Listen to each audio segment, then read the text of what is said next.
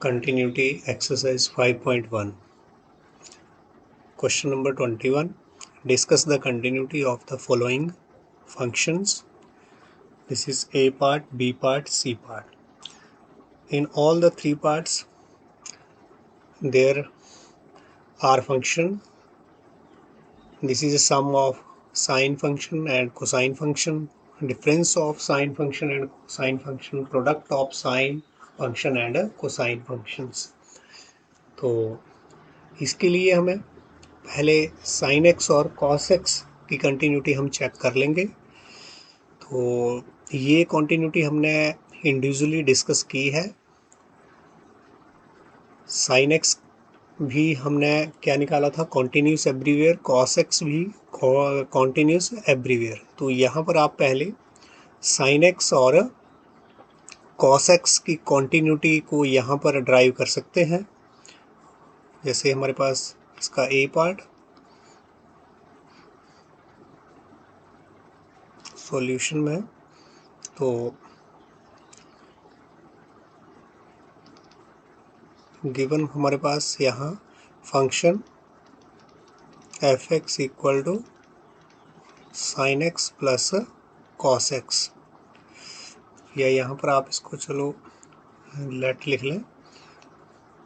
ये F x, इसको आपने क्या मान लिया है, एफ एक्स मान लिया। Let F X equal to, और आगे आपने और इसको कंसीडर कर लिया है कि g x equal to sine x and h x equal to cos x. अब यहाँ पर individually g x equal to sine x की आप कॉन्टिन्यूटी पहले शो करें। जैसे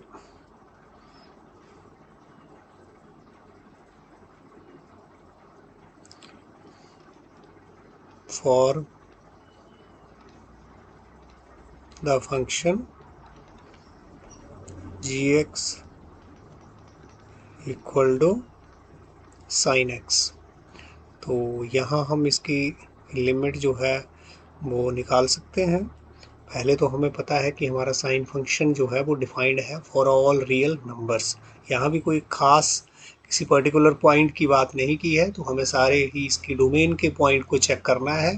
तो साइन एक्स की डोमेन भी क्या है, all real number, cos x की डोमेन भी क्या है, ऑल रियल नंबर। तो इस फंक्शन की कॉन्टिन्यूटी के लिए हमने अब left hand now our LHL at x equal to a, आपने यहाँ पर क्या ले लेना है, let a be an arbitrary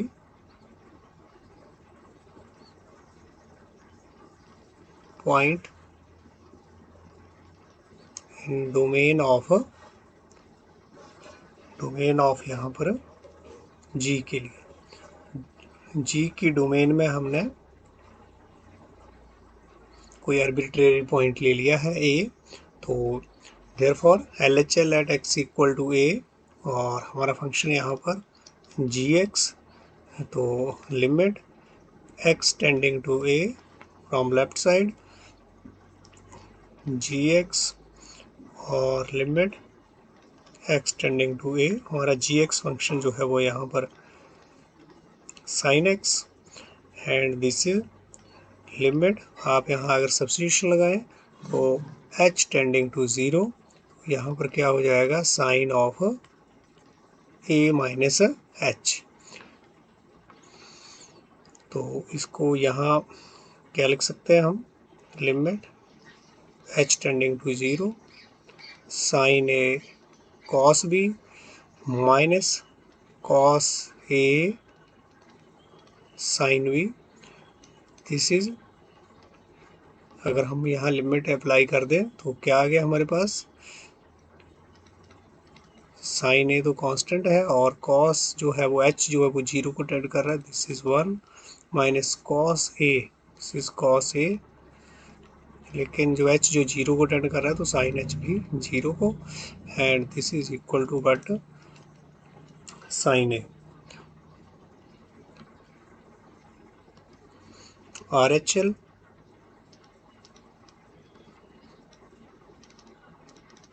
eight x equal to ये भी आपके पास क्या आएगा, आप इसको प्रूव कर लेंगे gx का, this is equal to sine a, और value of the function f of जो सॉरी यहाँ पर g है हमारे पास, g of a is equal to sine of a। यहाँ ये हमारा g फंक्शन है, अगर हम यहाँ a पुट करते हैं तो यहाँ भी हमारे पास क्या रहेगा, sine of. Therefore LHL at x equal to a, हमारे फंक्शन का LHL, और RHL at x equal to a gx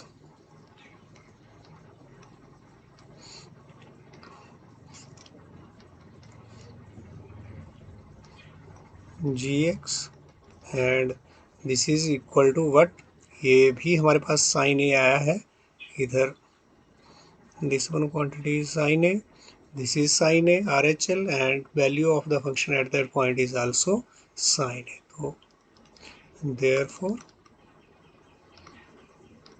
the function gx is continuous for any number, arbitrary number लिया था, at x equal to a. This implies that the function gx is continuous everywhere. तो इसी तरह से आप similarly you will prove, आप भी यहाँ पर जो आपका फंक्शन दूसरा है आपके पास h x equal to cos x is, ये भी आप प्रूव करेंगे कॉन्टिन्यूस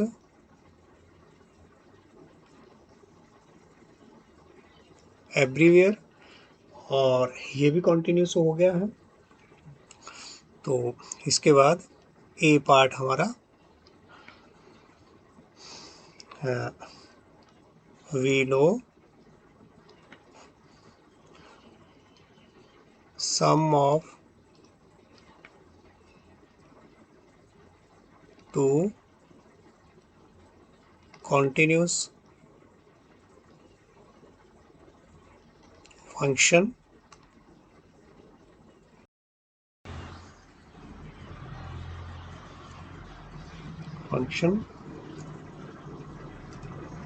on their, तो कॉमन हमारे पास domains, sum of two continuous function on their common domain is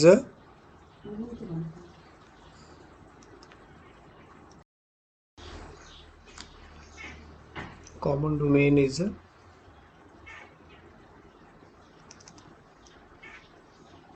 continuous। तो sum of two functions on their common domain, अगर एक फंक्शन भी कॉन्टिन्यू है और सेम डोमेन में दूसरा फंक्शन भी कॉन्टिन्यू है, तो उसी डोमेन में उनका सम भी जो है वो क्या होगा, continue, is continue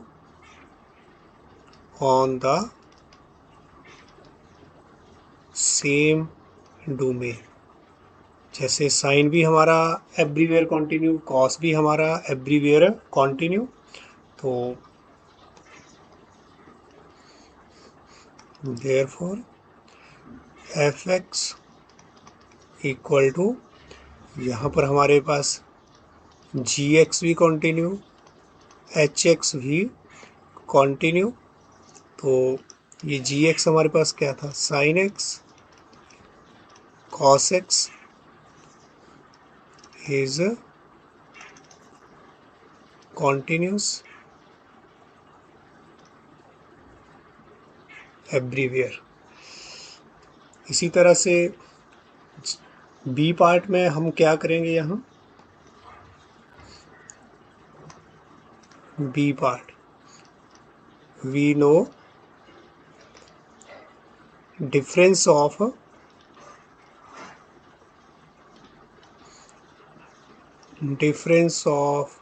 to continuous function. ये अलजेब्रा ऑफ कॉन्टिन्यूस फंक्शंस में जो थ्योरम थी, first theorem, we know difference of two continuous functions on their common domain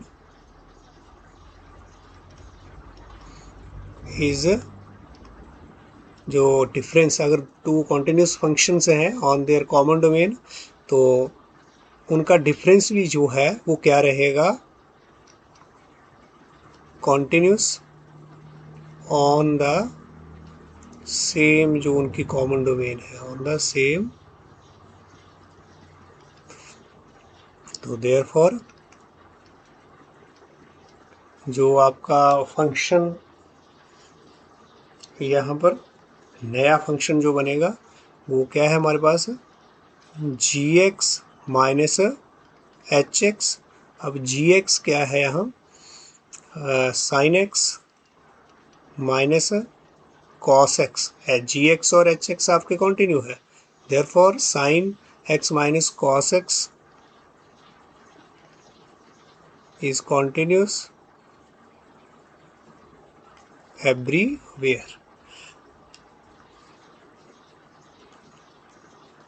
अब सी पार्ट के लिए भी वी नो, वहाँ पर आप देख रहे हैं कि प्रोडक्ट है,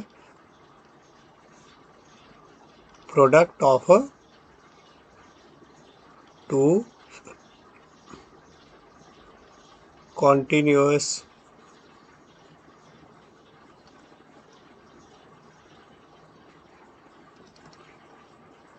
on their common domains is continuous on the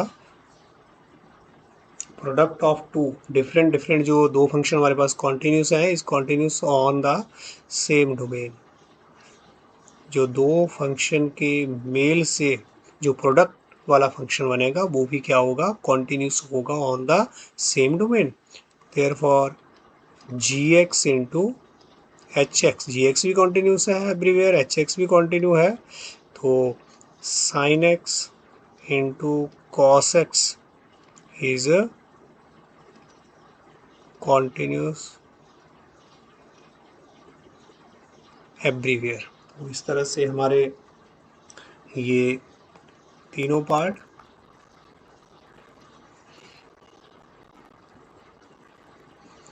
ध्यान दें।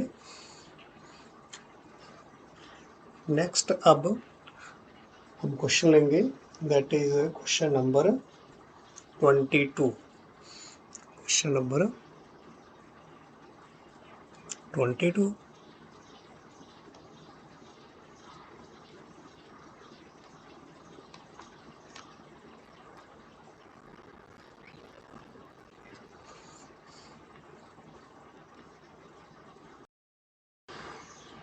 22nd question, discuss the continuity of cosine cot secant secant function. तो ये हम कर चुके हैं पहले, जनरल जो हमने जब कंटिन्यूटी के बारे में पढ़ रहे थे, सारी थ्योरम्स जो हैं वो प्रूव की हैं। Question number 23rd, find all the point of discontinuity of the function. Find all the point of discontinuity of the function, function is defined in this way. तो इस तरह के हम क्वेश्चन पहले कर चुके हैं, सिर्फ यहाँ पर क्या है हमारे पास, यहाँ ट्रिग्नोमेट्रिक फंक्शन है, दिस इज साइन एक्स, बाकी तो सारा सेम है पहले की तरह। तो इसके सॉल्यूशन के लिए हमने व्हेन गिवन हमारे पास f x is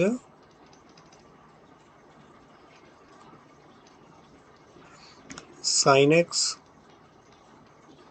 upon x when x less than 0, x plus 1 when x is greater than equal to 0. तो for x less than 0 fx हमारे पास क्या है, sin x upon x. अब यहाँ पर भी we know sin x is continuous everywhere. तो यहाँ पर तो हमें किसके लिए बताना है, लेस देन 0 के लिए. तो therefore sin x is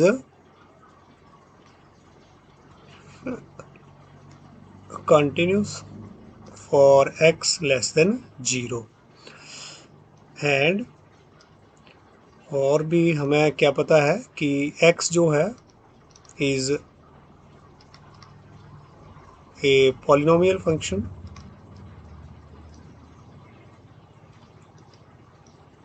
which is also continuous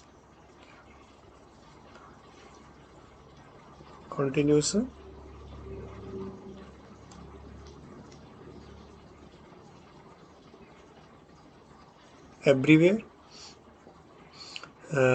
Therefore अगर एवरीवेयर कॉन्टिन्यूस है x तो x is continuous for x less than 0 के लिए भी कॉन्टिन्यू होगा. तो अब हमारा साइन एक्स भी सेम डोमेन में कॉन्टिन्यू है, x भी सेम डोमेन में कॉन्टिन्यू है. This implies that sine x upon x is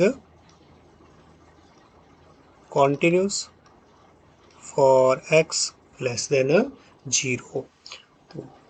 This implies that our function fx is continuous for x less than 0 के लिए. तो हम अब ड्राइव कर पाए हैं कि हमारा फंक्शन जो है वो क्या है, कॉन्टिन्यूस. नेक्स्ट हमें फॉर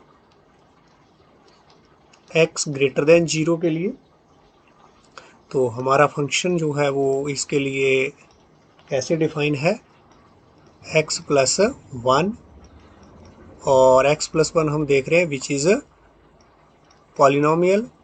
क्लियरली क्या है, ये पॉलिनोमियल फंक्शन है x प्लस 1. तो therefore x plus 1 is continuous everywhere. हमें पता है कि पॉलिनोमियल कंटिन्यू होता है. तो दिस इम्प्लाइज दैट जो x प्लस 1 है इज कॉन्टिन्यूस होगा कहाँ, x ग्रेटर देन 0 के लिए. यहाँ for x greater then 0. This implies that x plus 1 क्या है हमारा, fx is continuous for x is greater than 0. तो fx जो है वो लेस देन 0 के लिए भी कॉन्टिन्यू, ग्रेटर देन 0 के लिए भी क्या हो रहा है, कॉन्टिन्यू. तो अब नंबर लाइन के ऊपर हमें कौन सा नंबर चेक करने के लिए रह गया है, that is x equal to 0, क्योंकि x इक्वल टू 0 के ऊपर भी हमारा फंक्शन डिफाइंड है, वो भी फंक्शन की जो डोमेन है. तो now at x equal to 0 इसके ऊपर हम चेक करेंगे. तो x इक्वल टू 0 के ऊपर चेक करने के लिए हमें इसका लेफ़्ट और राइट लिमिट यहाँ पर लेना पड़ेगा, क्योंकि डेफिनेशन फंक्शन की लेफ़्ट और राइट में अलग अलग है. तो LHL at x equal to 0, this is limit x tending to 0 from left side. What is our fx, limit x tending to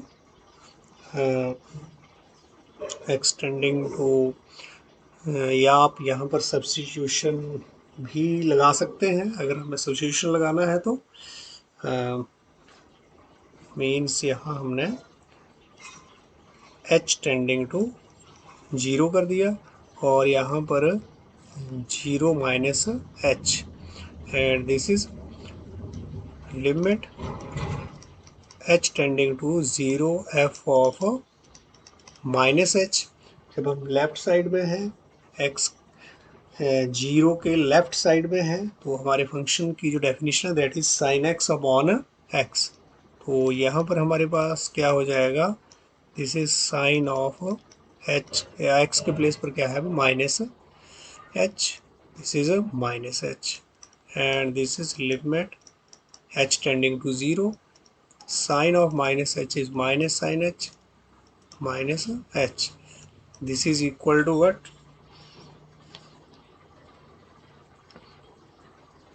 limit h tending to 0 sine h upon h and this is equal to 1। हमें ये पता है sine x upon x when x tending to 0 is equal to 1 eight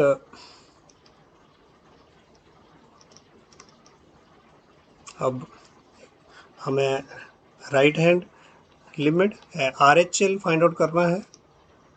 are H L at x equal to 0, तो limit x tending to 0 from our positive side, this is limit h tending to 0 f plus 0 plus h, limit h tending to 0, this is what, f of h, limit h tending to 0। और जब हम 0 के right side में है तो हमारे function की definition x plus 1, तो x यहाँ पर x के प्लेस पर क्या हो गया है h प्लस 1। तो यहाँ पर भी h टेंडिंग टू 0 अगर जा रहा है तो ये क्वांटिटी किसको जाएगी 1 को। और अब f जो है वो 0 के ऊपर फंक्शन की जो वैल्यू है उसके लिए भी हमारे पास फंक्शन जो है equal to x greater than equal to, equal भी इसी में आ रहा है तो उसके लिए फंक्शन की डेफिनेशन है x plus 1।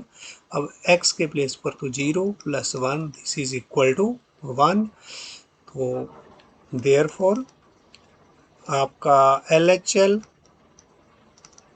at x equal to 0 is equal to RHL at x equal to 0 is equal to value of the function at that point। तो ये हमारे पास तीनों चीज़ें जो हैं वो क्या है इक्वल हो रही हैं, एक तो लिमिट एग्जिस्ट कर रही है और वो किसके बराबर है, value of the function at that point. Hence the function is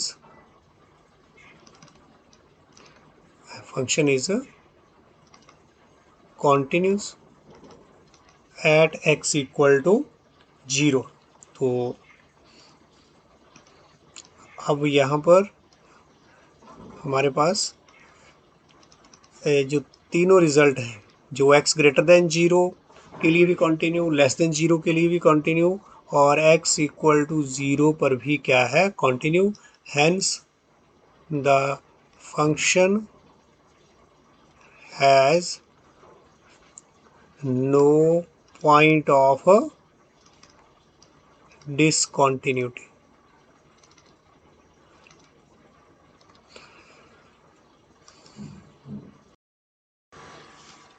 Question number 24, determine if this function is a continuous function or not। तो किसी पॉइंट पर चेक नहीं करना है तो इसका मतलब हमें सारे ही रियल लाइंस पर इसको चेक करना है कि ये कॉन्टीन्यूस फंक्शन है या फिर नहीं। तो सबसे पहले हम यहाँ देख रहे हैं कि जब x 0 नहीं है, x 0 नहीं है तो उन सारे नंबर्स के लिए मेरे पास फंक्शन की डेफिनेशन ये है और जब x 0 है तब मेरे फंक्शन की डेफिनेशन ये है। तो इसकी कॉन्टीन्यूटी को अब चेक करने के लिए हम सॉल्यूशन, हमने जब when x not 0, our function is sine 1 by x. This one is our function when x is not equal to 0. तो यहाँ पर क्या है, एक्स स्क्वायर प्रोडक्ट, दो फंक्शन का प्रोडक्ट है, एक हमारे पास पॉलिनोमियल और एक ट्रिग्नोमेट्रिक फंक्शन. तो x square, here x square is a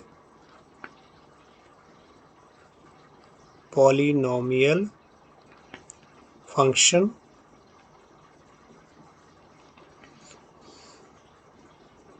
or which is everywhere continuous. तो everywhere continuous है, therefore x square is continuous है, everywhere continuous है. तो for all real numbers के लिए, अगर एवरीवेयर का मतलब ऑल रियल नंबर के लिए कॉन्टिन्यूस है, तो x square is continuous for all real number except 0. 0 को अगर हटा दें तो उसके लिए भी क्या रहेगा, मेरा फंक्शन कॉन्टिन्यू ही रहेगा. तो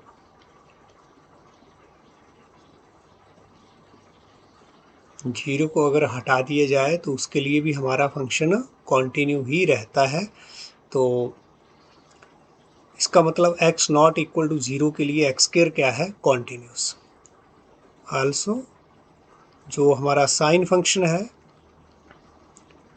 इज, ये भी क्या है, एवरीवेयर कॉन्टिन्यूस. ये भी हर जगह कॉन्टिन्यूस फंक्शन है. लेकिन साइन, अब यहाँ पर तो क्या है, 1 बाय एक्स इज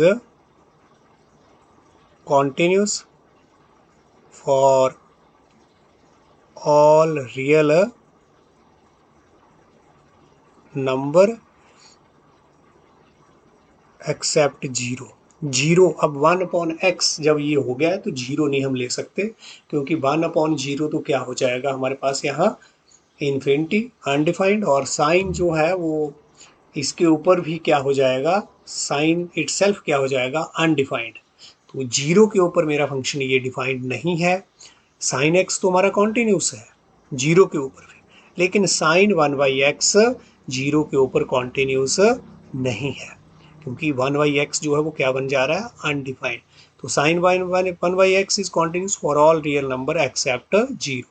तो दोनों ही हम फंक्शन देख रहे हैं, एक्स स्क्वायर भी जो है वो 0 के छोड़ दें तो कॉन्टिन्यूस है, साइन 1 बाई एक्स भी 0 को छोड़े तो क्या है, कॉन्टिन्यूस है. तो इसका मतलब इसका जो फंक्शन इन दोनों एक्स स्क्वायर और 1 बाई एक्स से जो मिला करके फंक्शन एक बन रहा है हमारे पास, क्या बन रहा है, इसका प्रोडक्ट, इन दोनों फंक्शन का प्रोडक्ट, ये वाला function, this one and this one, इनका ये कॉन्टिन्यूस है एक्सेप्ट 0.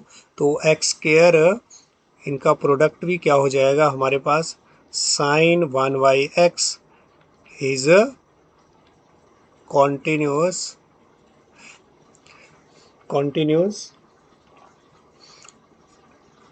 एक्सेप्ट, किसको छोड़ दिया हमने, 0 को छोड़ करके, या यहाँ पर थोड़ा सा हम एक्सेप्ट x इक्वल टू 0 जहाँ पर है उसको छोड़ करके. तो एक्स स्क्वायर 1 बाय एक्स जो हमने फंक्शन लिया था, this implies that F x is, ये दोनों का प्रोडक्ट है हमारे पास यहाँ पर एफ एक्स. तो F x is continuous when x is not 0. इसको ऐसे भी लिखा जा सकता है, या यहाँ पर continuous except x equal to 0 भी लिख सकते हैं आप, जैसा चाहें. तो इसका मतलब ये फंक्शन तो हमारा कॉन्टिन्यूस हो गया है जब x 0 नहीं है. अब हम x इक्वल टू 0 के लिए यहाँ पर करेंगे तो at x equal to 0, at x equal to 0, तो एट x इक्वल टू 0 के लिए मेरे पास यहाँ पर जो फंक्शन, अब इसको हम लिमिट लेकर के करेंगे। चलो अगर हमने LH ले लिया है तो LH at x equal to 0 हमारे फंक्शन का। अगर हम लेफ़्ट साइड से अप्रोच कर रहे हैं तो हमारे फंक्शन की डेफिनेशन जो है वो क्या है वो हमें देखना है। लिमिट, इसको हम h में कन्वर्ट सब्स्टिट्यूशन लगा दिया है तो f ऑफ 0 माइनस h और limit h tending to 0, this is f of minus h। तो जब x हमारा 0 नहीं है, उसके लेफ्ट में है, तो हमारे फंक्शन की डेफिनेशन जो क्या है एक्स स्क्वायर साइन 1/x। तो यहाँ पर हमारे पास क्या बन जाएगा, माइनस h के लिए क्या बन जाएगा, मतलब अगर हमारे पास जब x 0 नहीं है तो फंक्शन डिफाइंड क्या है, एक्स स्क्वायर साइन 1/x। तो यहाँ पर हमने x के, अब जब यहाँ पर माइनस h भर रहे हैं तो यहाँ पर क्या हो जाएगा, limit h tending to 0 minus h square sine 1 minus h, this is equal to limit h tending to 0 minus h square जो है वो h स्क्वायर, और ये साइन ऑफ माइनस h जो है वो क्या बन जाएगा, minus of sine 1/h। This one limit h tending to 0 h square minus हमने बाहर ले लिया और साइन 1/h। तो अगर हम लिमिट अप्लाई करें तो माइनस ये वाली क्वांटिटी तो हमारे पास जो है वो क्या है, 0, ये 0 बन जाएगी, h का स्क्वायर जो है वो क्या हो जाएगा 0, और साइन 1/h, साइन 1/h जो है वो क्या बनेगा हमारे पास, ये आप ध्यान से देखें। साइन 1/h जो है वो क्या है, एक ऐसा नंबर है साइन ऑफ समथिंग। तो यहाँ पर ये हमारे पास जो साइन फंक्शन है उसकी वैल्यू हमें पता है किसके बीच में रहती है, -1 और 1 के बीच में। तो जब हमारा h जो है वो 0 को टेंड करेगा, एक किस्म से जब h 0 नहीं है, h 0 को टेंड करेगा, तो इस फंक्शन की वैल्यू किसके बीच में रहेगी, मिनिमम वैल्यू -1 और मैक्सिमम 1, इसके बीच में ही कोई नंबर आएगा। तो ये साइन 1/h जो है वो हमारे पास क्या है, एक ऐसा नंबर आएगा एन ऑसिलेटिंग नंबर है ये हमारे पास, ऑसिलेटिंग नंबर बिटवीन, ये जो फंक्शन है हमारा वो ऑसिलेटरी फंक्शन है, तो between -1 and 1, an oscillatory number between -1 and 1, क्योंकि जब हमारा h जो वो 0 को टेंड करेगा तो इसकी वैल्यू किसके बीच में आ सकती है, -1 और 1 के बीच में, इसके बाहर तो जाएगी नहीं। जब हमारा h जो वो 0 को टेंड कर रहा है, 0 नहीं है, 0 तो यहाँ पर हम नहीं अप्लाई कर सकते हैं। तो जब ये 0 की तरफ बढ़ रहा है तो हमारा जो साइन जो फंक्शन है वो किसके बीच में रहेगा, -1 और 1 के बीच में ही रहेगा। तो इसका मतलब हमारे पास यहाँ पर क्या आएगा, ये -0 को हम 0 भी लिख सकते हैं। तो ये जो है वो एक फाइनाइट क्वांटिटी आएगी। हम जब फाइनाइट क्वांटिटी को 0 से मल्टीप्लाई करेंगे तो हमारे पास जो रिजल्ट आएगा that is 0, that will be 0। तो इसी तरह अगर हम यहाँ इसकी राइट हैंड लिमिट निकालें तो एट x इक्वल टू 0 तो बोथ साइड, लेफ्ट और साइड, बोथ साइड जो फंक्शन की डेफिनेशन जो है वो यहाँ पर सेम है, तो हम लेफ्ट और राइट ना भी निकालते, हम इसको डायरेक्टली इसकी लिमिटिंग वैल्यू सीधे भी निकाल सकते थे लेफ्ट और राइट ना निकाल करके। फिर चलो ऐसे ही अब आप करें इसको, limit x tending to 0, right side से हम आ रहे हैं, दिस इज, तो सब्स्टिट्यूशन से h tending to 0, f of 0 plus h, limit h tending to 0, f of h, और f ऑफ h हमारे पास क्या आएगा, बोथ साइड फंक्शन की डेफिनेशन सेम है, तो वो फिर से h स्क्वायर साइन 1/h, तो दिस इम्प्लाइज दैट अब ये नंबर तो किसको जाएगा, हमारा 0 को जाएगा, और ये जो नंबर है फिर से क्या है, n, इसकी जो वैल्यू आएगी साइन 1/h की जो वैल्यू आएगी वो क्या आएगी, ऑसिलेटरी, हम फिक्स से नहीं कह सकते कि -1 और 1 के बीच में कौन सा नंबर आएगा, वो हमारे पास फिक्स्ड नहीं है, तो लेकिन इतना हम जरूर कह सकते हैं कि वो वैल्यू किसके बीच में आएगी, -1 एंड 1 के बीच में, इसका मतलब कोई फाइनाइट वैल्यू है, तो 0 से फाइनाइट वैल्यू को मल्टीप्लाई करेंगे तो क्या आएगा हमारे पास, 0। तो ये पॉइंट यहाँ पर इम्पॉर्टेंट है, ये दोनों जगह इसको आप अच्छे से समझें।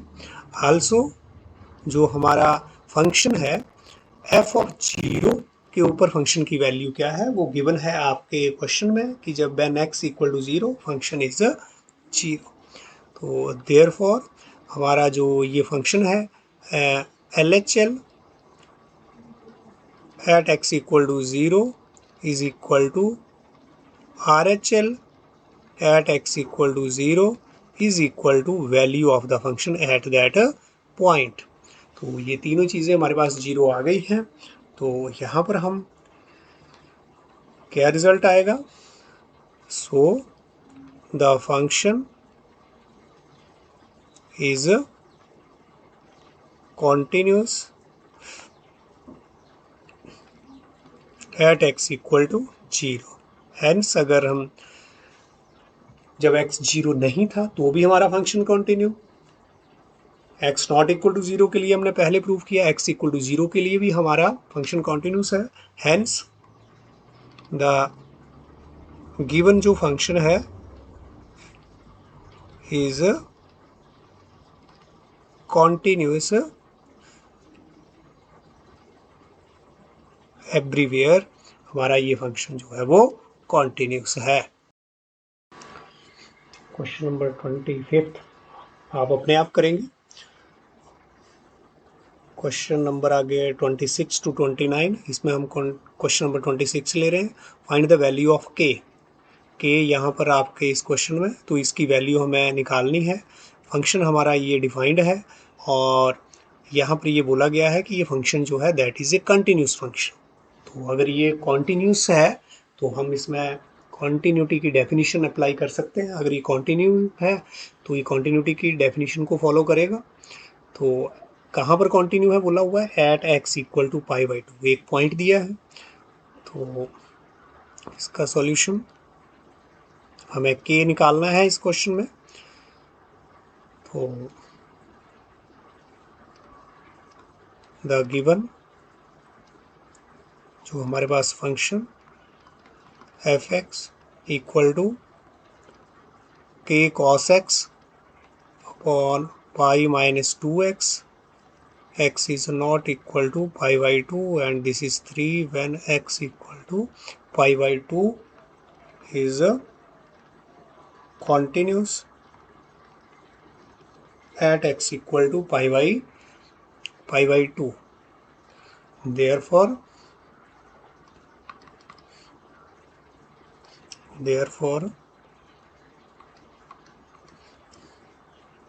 by definition of जो हमारी कॉन्टिन्यूटी की डेफिनेशन है,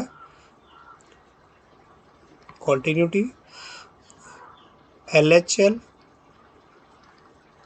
eight x equal to π/2, function का जो LH और जो फंक्शन का RHL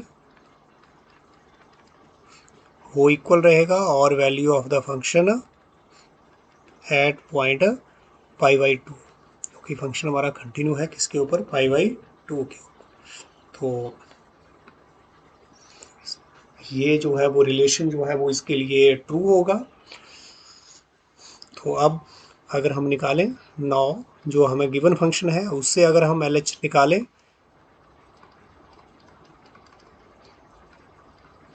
तो this is equal to limit x tending to π/2। Left side से अगर अप्रोच करें हम तो हमारे पास जो फंक्शन है वो क्या है, लिमिट। यहाँ पर हम पहले इसको सब्स्टिट्यूशन से h टेंडिंग टू 0 और f इज इक्वल टू π/2 को अप्रोच कर रहे हैं। लेफ्ट साइड से हम डायरेक्टली अपने फंक्शन में π/2 जो है वो पुट नहीं कर सकते। अगर हम इसमें डायरेक्टली π/2 पुट करेंगे तो यहाँ क्या हो जाएगा, पाई माइनस पाई 0 हो जाएगा। तो जिससे तो ये टर्म जो है वो क्या हो जाएगी, अनडिफाइंड। तो इसके लिए हमें यहाँ पर क्या लगाया है, substitution. This is equal to limit, लेकिन यहाँ पर हम ये देख पा रहे हैं कि x जो है वो टेंड कर रहा है π/2 को, ना कि π/2 है। तो जब टेंड कर रहा है π/2 को, इसका मतलब x π/2 के इक्वल नहीं है। तो उसके लिए हमारे फंक्शन की डेफिनेशन क्या है, this one, k cos x upon pi minus 2x। तो इसको अप्लाई कर देंगे, लिमिट h टेंडिंग टू 0। यहाँ पर x के प्लेस पर क्या है, π/2 माइनस h। तो यहाँ पर भी सेम वही k cos π/2 minus h upon हमारे पास यहाँ पाई माइनस 2, एक्स के प्लेस पर क्या आ गया है, π/2 माइनस h।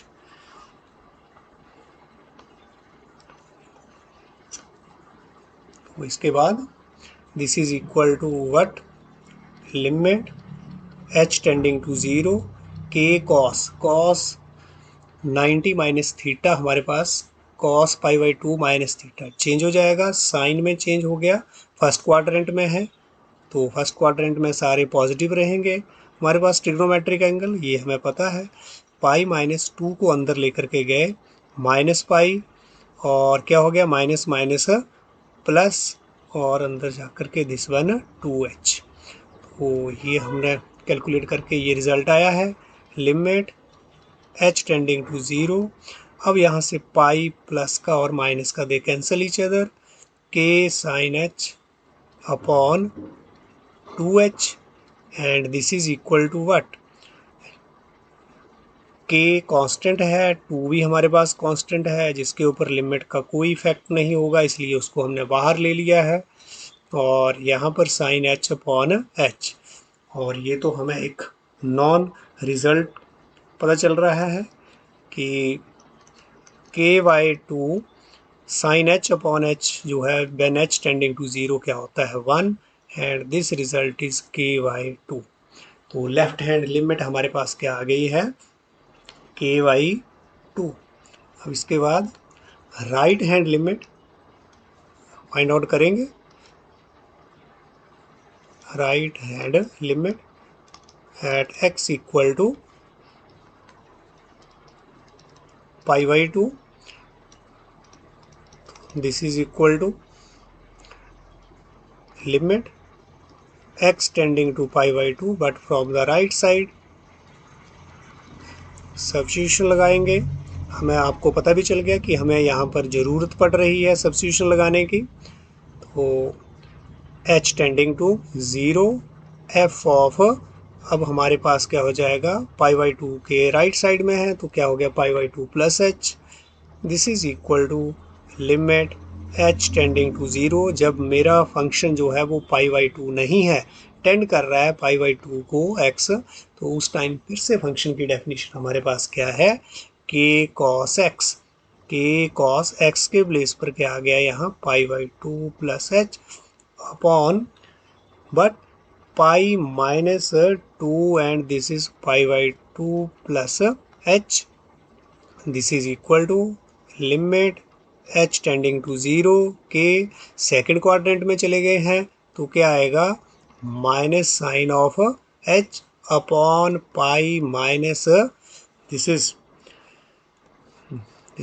2 से 2, यहाँ 2 को अंदर लेकर के गए, माइनस पाई और क्या हो गया minus of 2h, and this is limit h tending to 0।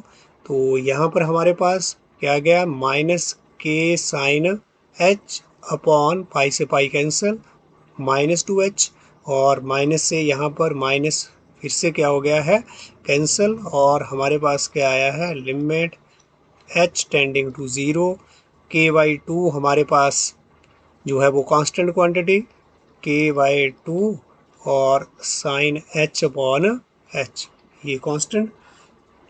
तो यहाँ पर जो रिजल्ट आ रहा है दैट इज k/2 फिर से हमारे पास बाहर, और साइन h अपॉन h हमें क्या देगा pen h tending to 0 k/2। तो दोनों लेफ्ट हैंड और राइट हैंड लिमिट हमारे पास क्या आई है k/2, और हमें पता है value of the function f of पाई/2 वो क्वेश्चन में गिवन है कि पाई/2 के ऊपर जो फंक्शन की जो वैल्यू है वो क्या है 3, it is given in the question.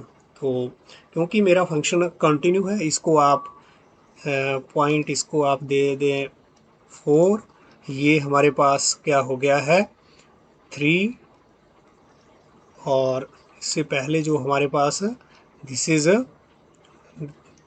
What this is our point number 2। तो फ्रॉम 1 2 एंड 3,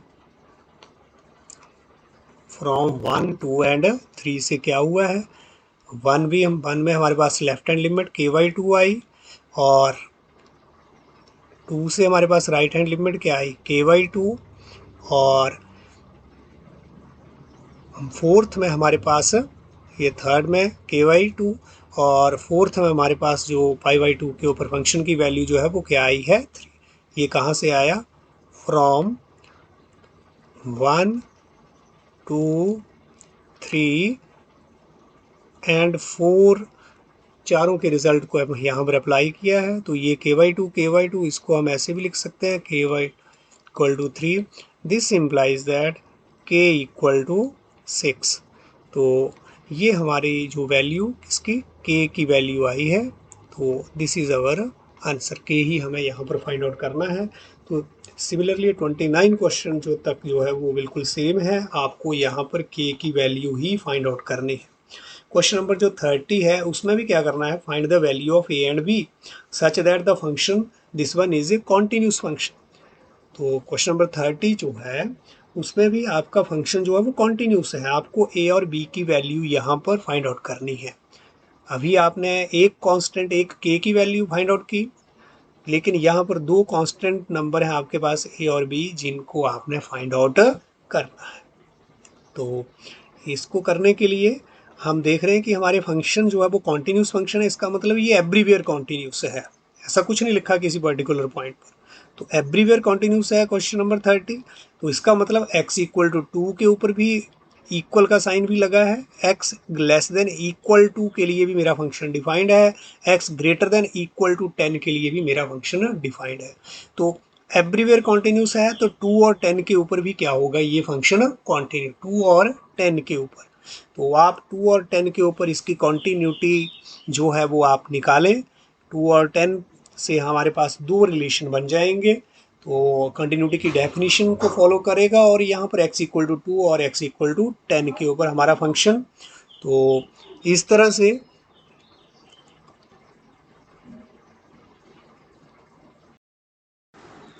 तो इस क्वेश्चन में आप 2 और 10 के ऊपर दो इक्वेशंस आपके पास आएंगी, और उनको हम कैलकुलेट करके a और b की वैल्यू निकाल सकते हैं। तो आप इस क्वेश्चन को भी ट्राई करें।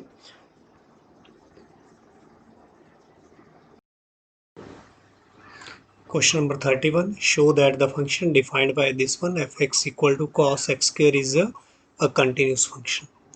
तो इस क्वेश्चन में हम देख रहे हैं कि ये क्या बन रहा है, एक कंपोजिट फंक्शन जो है वो हमें बनता दिख रहा है। तो देखते हैं इसको।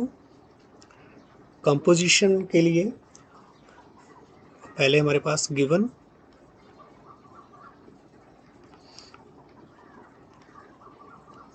given is what? fx equal to cos of x square. This is our question. तो स्क्वायर, तो यहाँ पर अगर हम कंसीडर करें, यहाँ पर लेट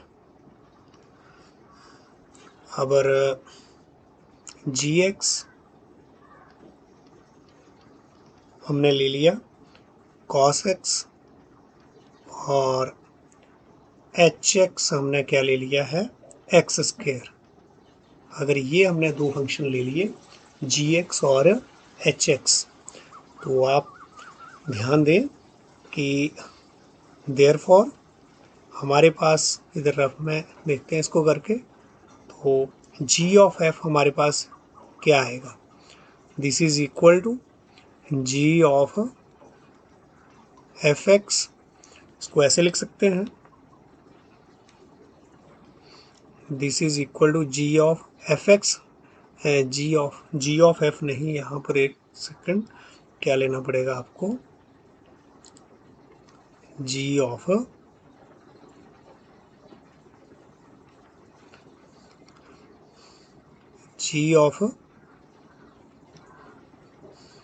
hx, इसको हम क्या लिख सकते हैं, g ऑफ hx, और g ऑफ hx हमारे पास x स्क्वायर, और अगर gx है तो cos x है, अगर gx की जगह x स्क्वायर हो गया तो यहाँ पर क्या बन गया, ये cos x स्क्वायर, और cos x स्क्वायर हमारे पास किसके बराबर है, fx। तो बिल्कुल g ऑफ h से अगर हमने gx और hx ऐसे फंक्शन लिए हैं तो g ऑफ h जो है कंपोजिशन ऑफ फंक्शन क्या बन रहा है, हमारे पास fx बन रहा है। तो अगर ये फंक्शन हम प्रूव कर दें कि कॉन्टिन्यूस है, तो इसका मतलब ये fx ऑटोमेटिकली प्रूव हो जाएगा कि हमारा फंक्शन कॉन्टिन्यूस है। तो लेकिन हम पहले देखेंगे कि क्या हमारा GOH जो है वो डिफाइंड भी है। तो GOH हमारा डिफाइंड है, ये चेक करने के लिए क्या देखेंगे, यहाँ पर हम देख पा रहे हैं जो रेंज है, रेंज किसकी, हमारी h फंक्शन की, रेंज ऑफ जो hx इज क्या आ रही है कि रेंज hx की हमारे पास बन के आ रही है, डोमेन इसकी ऑल रियल नंबर, डोमेन क्योंकि पॉलिनोमियल है, डोमेन तो ऑल रियल नंबर सभी के ऊपर डिफाइंड है, लेकिन जो इसकी रेंज आएगी वो रेंज हमारे पास, रेंज में रिजल्ट जो आएगा वो पॉजिटिव रियल नंबर आएंगे, जीरो भी आएगा, ठीक है। तो range is all real number, all positive real number, और साथ में हमारे पास यूनियन क्या रहेगा, जीरो भी रहेगा इसमें। तो ये रेंज है इसकी, हमारे hx फंक्शन की। अब gx की जो डोमेन है वो क्या है, डोमेन ऑफ जो gx है इज क्या है, ऑल रियल नंबर, क्योंकि सभी रियल नंबर पर मेरा फंक्शन ये डिफाइंड है।